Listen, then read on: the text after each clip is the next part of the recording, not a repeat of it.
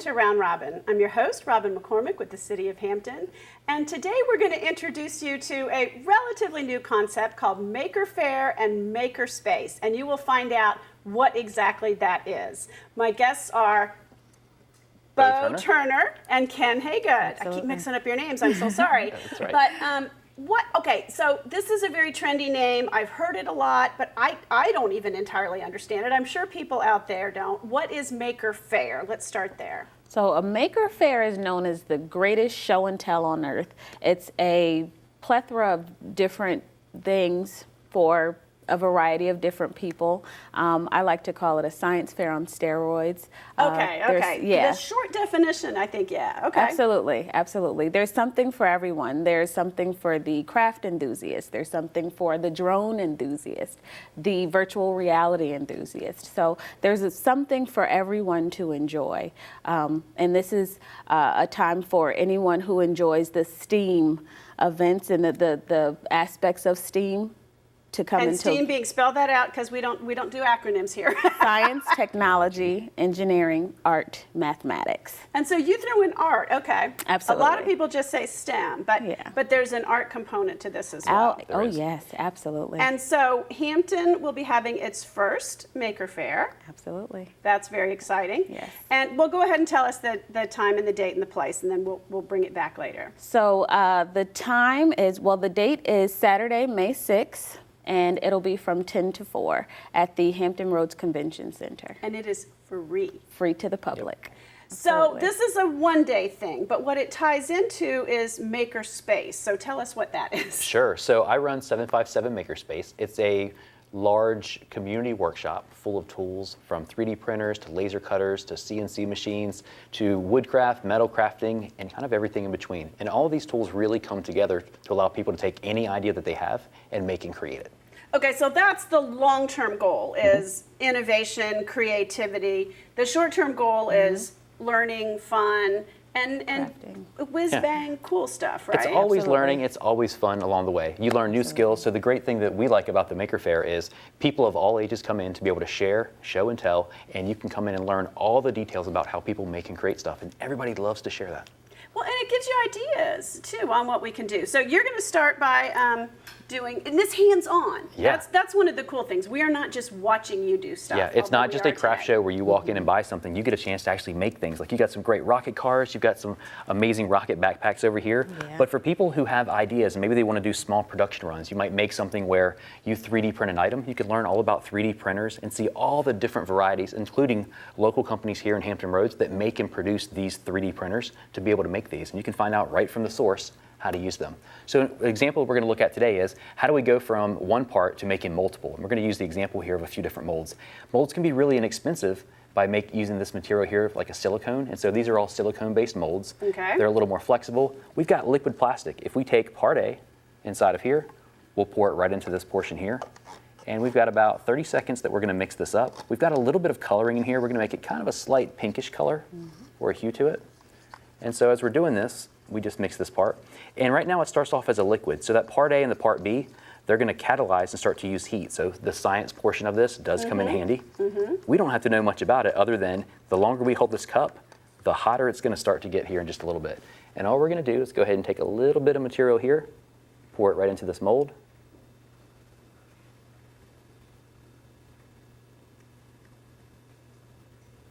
So there's one. So can you feel that cup getting hotter now, or is it not started yet? It is just starting very slightly. By the time I get to this third one, you should be able to feel that. I'll pass you that cup if you'd like to try it. Well, I do think, that's the cool part. So the reaction then, and this looks like, this is definitely a liquid right now. Yep, it's absolutely a fairly liquid. thin liquid, too. It's not... Yeah. All right, let me feel. Yeah, so we just pour it into there. Okay. You'll just start to feel it. It's just starting to feel warm. Yeah, and so it uses mass. The more mass this has, the hotter that piece is going to feel.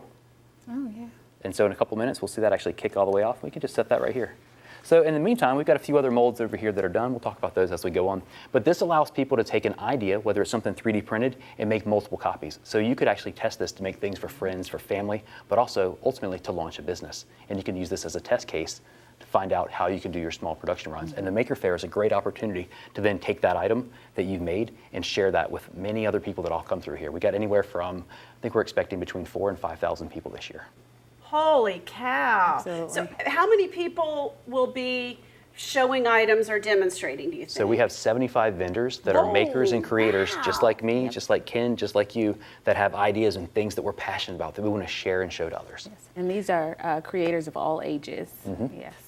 So, but there's also, I mean, there's a little bit of the sort of crafts idea for kids as well, or really for grown-ups. So let's, I was looking at this, and I will tell you, I had a niece who did painting on some of these, and it chips off. But this is a beautiful finish. I don't know if you can see that in the camera, but I mean, you could probably put this through the dishwasher, use it as a coaster, and it wouldn't. Yeah, you don't have to do anything else to this. And the way this works is it's essentially a paint that you put inside of here. You use alcohol to be able to set on top of that. It actually flashes off, makes everything run right out to the edges It just kind a of little makes bit. it that watercolor effect. Yeah, and so it's the alcohol paint. Yeah, and the chemical process between that and the alcohol paint is the alcohol will flash off, and you're left behind with this perfectly finished piece.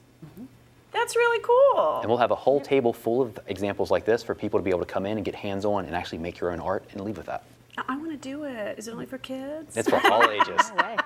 That's so fun because it also then gives you idea. And that's the thing is, right now I think of this as just fun stuff, just whiz bang cool, get excited about things. But it really can lead to innovation. And when you start with kids, you're opening their minds to all these possibilities. I think this generation, the kids will be more creative and more willing to be entrepreneurs. I think we're seeing that already, that young people a lot of times don't want to work for somebody, don't want to fit a mold, they want to make the mold. They could be a great entrepreneur, but more importantly, it's also training them for the skills tomorrow to maybe become the best intrapreneurs, right? They may go into okay, what's that? An intrapreneur is someone that works inside of an existing organization or company, but they can help to bring change or transformation inside of there without starting something completely new or revolutionary outside. They may fit much better inside of an existing company. Well, and certainly NASA, not a company, but is that mold where they've really worked to develop creativity classes and creativity, and because they're still heading new territories. I mean, they're trying to get us to Mars. They're looking well beyond what we know how to do to figure out what we can do that we don't know how to do. Yep. Yeah, these are goals that get set, and as a nation, we can look to this, and NASA has been instrumental in making that happen for many years now. Right. This is also the 100-year centennial anniversary for NASA, so we're very excited, and it's just one of the many events that we've got planned for this year with NASA. Okay, so show us some of this other stuff, because I, Yeah, so don't know that I get it all. Absolutely. So 3D printing comes in all shapes and forms, right? You might have something small, like we looked at this little component here. And what this is, right? So 3D printing prints one layer at a time with essentially like a liquefied plastic. And you can actually see the grooves of the pieces. So this was done for a friend of ours, John, and he does air plants. And so he can actually put his air plant inside of here. And now he's got his own holders Oh, cute. that he can make and create. Or maybe you want to create an interesting style lamp. So this becomes a lamp shade that as you put your light inside of here, you can either have that rotate, or it could just simply cast shadows across. And this uses a Veroni style pattern to be able to do that. But 3D printing doesn't have to be the end result. It could actually be the mold, kind of like we have over here for these pieces. This could be the mold box for that. It's essentially two pieces that are printed. And if you put these together, screw it down, you put a piece of PVC inside of here, and you pour liquid foam, which is something like this item here. And this is from the movie Milan. Essentially, you have a dart. And you take this and a piece of bamboo, go out with surgical tubing, and across the football field, you can fire these across at each other. So it's like having your own paintball gun, but without the paint. So that's just kind of one style. You can also start to combine these with other electronics. So really, it just becomes a suite of tools, and it just matters in how you'd like to apply that. Okay, show me your jetpack. Actually, I'm going to let Ken demonstrate this part. So these are some of the things that we'll have at the Maker Faire. So this is a jetpack. Within the Maker Faire, we'll have a Mars play area. In the Mars play area, the people will be able to make jetpacks. We'll have some Rover racers. This is a race car, and And pretty it's much air-powered, everything- it looks like, right? Absolutely, air-powered with a balloon, and pretty much everything is made with recycled materials. Here we have an LED. You'll be able to learn how to solder. So this is an LED light and a coin battery. And so this is one thing. You can make your own small badges to be able to carry with you. Absolutely. This is another LED light. So you'll be able to learn how to solder this. And I think you'll be able to do this exactly, I believe. Yeah, this is the this is the Makey robot from Make magazine. And Small Hall Makerspace is going to be there to actually show how to do a soldering session. So the kids will take these, they're all simply parts, and learn how to solder to put it together, and they're building circuits and doing science at the same time. And when I say kids, it's not just kids in age, it's kids at heart as well. Right. Thank It's all you, because ages. that I didn't learn that kind of stuff in school. My son did. He took robotics. He knows all that. He does my soldering work when I need stuff soldered, jewelry and things. Right. But it's a skill I should probably have. It's Really These kind are the of modern fun. tools. It's essentially kind of like programming, right? So programming becomes a tool that you can use in different ways. And these tools, the ones that we've shown just here, but there's many, many more that all come together. So for example, inside of these molds, I could take that item that we This made hard already? just a minute ago. Absolutely. So if I take that piece and I pop that right out of this mold, we've got this little character here. Let me grab one of these others here as well. And I might let this one set for just another minute while we're doing it that one. wasn't quite done. No, that's okay. We've got a few more inside of here. So what that does for us is it lets us be able to pop these right out of the mold, and it captures every bit of detail. If we've got an area to be able to put a battery inside of here, or we've got a nook or a cranny inside of that location, or we put a watermark on it as our product, it's going to capture all of that. Wow. So, okay, what are some practical things that have come out of Makerspace so far, or are we there yet? Yeah, so 757 Makerspace has now been open for about 3.5 years, and the first 18 to 24 months was sort of the community workshop, right? So some people that just don't have access to these kind of tools like table saws to be able to cut a bookshelf or make things, come in and use that just like it's your own workspace. And now we've grown to the point where we have actual products that are going through. Some are getting into FDA testing right now. The FDA process takes anywhere from 8 to 12 years, so it's not a fast process. Right. But those items are being I prototyped. bet that's hard for innovators. Like people who are doing stuff, I've got it, I'm ready to go. No, you're not. You need financing, you need approval, you need distribution.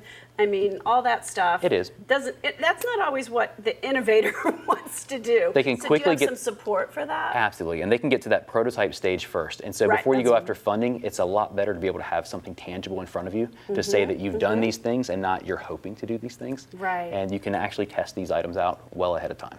That is so cool. Yeah. Oh my gosh. All right, so what else have you got there? Let's see, we got a few other items that we've kind of poured into here. We've got, let me check this mold. So one thing we can do is we can actually check just by heat. And also do what's called a fingernail test. If our fingernail can take any edge and kind of push it, then it's not quite ready. And I think these here are, let's go ahead and test this one right here. So we've got this one from earlier. If you give me a hand and actually pull that part out. Oh, cute. And I have no idea who it is, but I bet it's a character I should know. Well, right? this one is, so in the state of Virginia, Sweetbriar College. It's an all-women's school. And so this is one of their little mascots. We had taken this and made some Christmas ornaments for it this year. So we did these in pink and green for the school colors. Yes, So they are for the pink and Vixens. green. I know that well. Excellent. So that's one that we love. The other thing is you can use these in other creative ways. So a friend of ours, Alex, makes amazing dinosaurs, and her entire store is all Etsy items of dinosaurs. They're key hooks, they're drawer pulls, and if I open this up, this is called a key cut mold. It kind of goes back and forth. Reach in there and pull that Oh, that's just like that. Oh, T-Rex. Or at least it looks like it to me. It is, yeah, big head, little arms. Yeah. And so we sort of did this Jackson Pollock kind of a style with that. It's the same thing like we had over here, You just poured a it few in more in colors. layers. Yep, a few colors And splashed in and swirled out. it around some. Yep, that's it. And that's what helps to be able to make and create that. Every bit of detail captured because of these molds. This looks so fun. Okay, so when I was a kid, well, actually not always a kid, but I used to make candles, Yeah. and it's very much the same, except it's more permanent. The plastic really hardens, but you get to do the same fun things. Yeah, materials change, right? So you can do the same stuff here with chocolate. You can do the same thing with peanut butter. You can do it with water and turn it to ice. You can also do it with plastic. You can do it with other types of metals that would allow you to be able to make more permanent structures as well. This really seems like fun. But I bet it takes a lot to put on, right? It takes an entire team to be able to put this together, and we've been very fortunate to have a fantastic working relationship between all the different people that have put it together, from the city of Hampton to 757 Makerspace to NASA. So is there any chance that you would expand out of Norfolk and maybe be looking over here? We are absolutely looking at expanding. We've done 2 major expansions last year. We added our co-working studios, and now we're looking to expand across the water for people who need that on this side. That would be great, because no offense to Norfolk, but you never know about the tunnel and the traffic, and we like stuff right here in Hampton. Absolutely. We have 400 years of innovation history here, and we want to keep that going. Yep, we agree. Absolutely. Okay, so Ken, tell us again, time, place, date, and remember the word free. Yes, free, Hampton Roads Convention Center, Saturday, May 6th from 10 to 4. All right, and Beau, is there anything else you can unveil, or are we not quite ready yet? Well, what I'd like to do is come join us at the Maker Faire, and then we'll you can share see. this and so much more. Okay, thank you. And thank you for watching. I look forward to seeing you Saturday at the Maker's Faire.